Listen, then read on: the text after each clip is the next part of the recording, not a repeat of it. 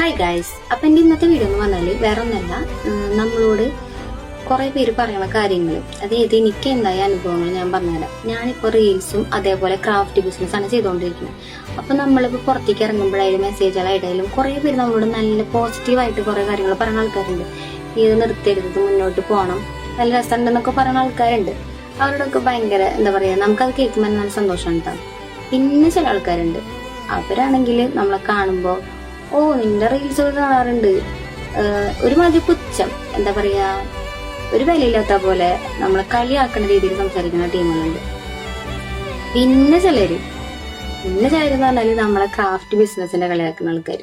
അതായത് അവര് ചെയ്യണതാണ് വലുത്, നമ്മൾ ചെയ്യണത് ചെറുത്, നീ ഒരു ബോക്സിൽ കുറച്ച് സാധനങ്ങൾ വെക്കണതിനാണോ ഇത്ര വലിയ കാര്യം, അത് സിമ്പിള് കാര്യമല്ലേ എന്ന് പറയുന്ന ടീമുകളുണ്ട്. സിമ്പിൾ ആയിരിക്കും, നിങ്ങൾക്ക് കാണുമ്പോൾ സിമ്പിൾ ആയിരിക്കും, പക്ഷെ എനിക്കത്, അതായത് നമ്മൾ ചെയ്യണവർക്ക് അതിന്റെ വിഷമം മനസ്സിലാവുള്ളൂ. വിഷമല്ല, നമ്മളത് എനിക്ക് അത്ര ഇഷ്ടപ്പെട്ടോണ്ടാണ് ഞാൻ ഈ വർക്ക് എടുത്തത്, അതായത് നമ്മൾ ചെയ്യണത്.